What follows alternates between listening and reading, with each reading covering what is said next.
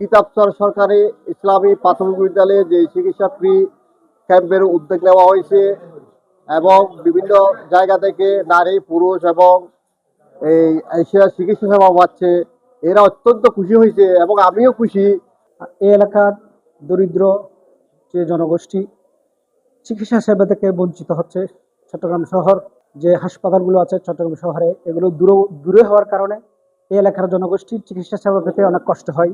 এই এলাকার জনগণের কথা চিন্তা করে, গরিব দুঃখী মেহনতি মানুষের কথা চিন্তা করে আমাদের মানবতা ডক্টর আবু নাসের ভাই, উনি এখানে চিকিৎসা সহ এবং বিভিন্ন মেডিসিন বিতরণের ব্যবস্থা করেছেন। আমরা আজকে এখানে বোয়ালখালী উপজেলার কিতাবচর গ্রামে এসেছি। ডাক্তার মোহাম্মদ আবু নাসেরের পক্ষ থেকে আমরা আজকে ফ্রি হেলথ ক্যাম্প করছি। আমি গাইনি বিশেষজ্ঞ হিসেবে আছি, আমার সাথে মেডিকেল অফিসার আছেন। এখানে আমরা সব ধরনের রুগী দেখছি। আমাদের এখানে মেডিসিন, গাইনি, চর্ম বিভাগ, বাচ্চা, পেডিয়াট্রিক্সের যেসব রুগী, সব ধরনের রুগীরই আমরা আজকে চিকিৎসা দিচ্ছি। হ্যাঁ, আমার খুবই ভালো লাগছে। আসলে এনভায়রনমেন্টটা খুবই সুন্দর, এরা খুবই আন্তরিক গ্রামের লোকজন। আর এখানে আমাদের জন্য খুবই সুন্দর অ্যারেঞ্জমেন্ট করা হয়েছে। তো সবকিছু মিলে আমাদের খুবই ভালো লাগছে আজকে। বোয়ালখালীর দুইটা গ্রামে, একটা শ্রীপুর করণদ্বীপ, জ্যেষ্ঠপুরা মাদ্রাসাতে আমাদের ক্যাম্পটা হচ্ছে, আর একটা সরোয়াতলী ইসলামিয়া প্রাথমিক বিদ্যালয়ে ওখানে হচ্ছে। তো দুইটা ক্যাম্পের উদ্দেশ্য হলো যে আসলে প্রত্যন্ত অঞ্চলের এই যে আমাদের মা বোনরা অনেক অসহায় এবং পয়সারভাবে চিকিৎসা করতে পারে না, এবং তাদের প্রাথমিক রোগ নির্ণয় করা অনেক সময় সম্ভব হয় না। আর স্বাস্থ্য সেবা নিতে গিয়ে যে ফিস দেওয়ার ভীতি, সেটাও তাদেরকে অনেকটা নিরুৎসাহিত করে।